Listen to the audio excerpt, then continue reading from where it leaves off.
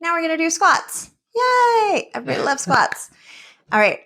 We're going to start with a supported squat. You can support yourself on a lot of things. If you have a squat rack, you can hold on to a bar.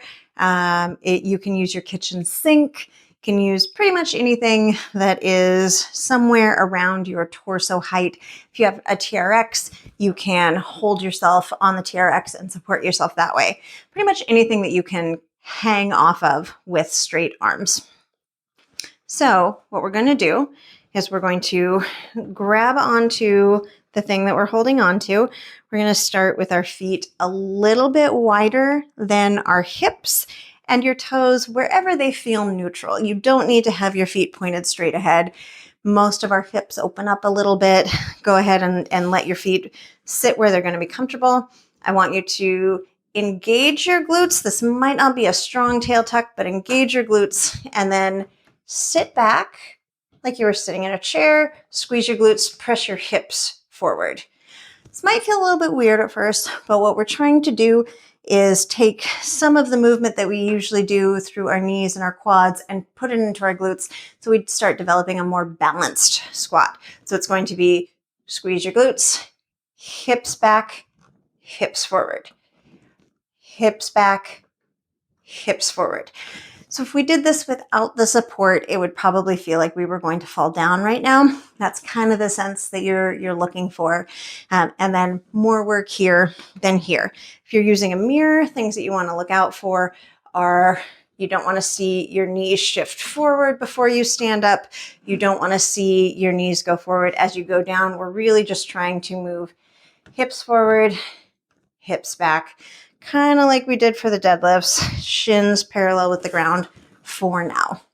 We'll take this out when we move to our goblet, or we'll change it up a little bit when we move to our goblet squat and out of our supported squats. The second variation on a supported squat that we'll do is a box squat. You want to find a surface that leaves you about parallel with the floor. Your femurs about parallel with the floor when you sit on it. I like to use a chair diagonally so that the sides of the chair don't get into the way.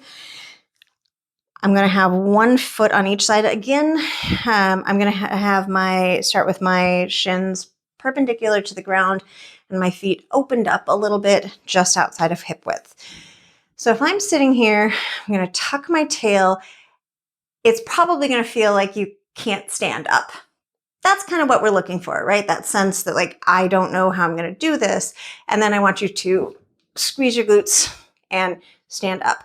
Try to keep your torso upright, squeeze your glutes, press into the ground through your glutes. This is a kind of a mind over matter thing. Your body is likely going to want to either shoot your knees forward or maybe shoot your feet back right before you stand up. Or it's going to want to send your hips forward and tip. What we're looking for is to find the moment where it feels like we're going to stop and keep standing up. This is, like I said, mind over matter. We're just unlearning a pattern that isn't very efficient and that hasn't served us well, and we're replacing it with a pattern that uses more muscles in a more efficient way.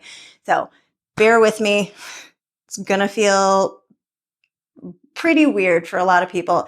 That's okay. Stick with it, and that will turn into a more efficient, strong, and effective position. One other note about the box squat, make sure that you start on the box so that you know as you sit back down, you'll end on the box. If you try to gauge where you need to stand to land on the box to start, it's going to feel more like a trust fall than it needs to. So start on the box. Those are our primary supported squat variations. We've got arm supported and box squat. That's your turn.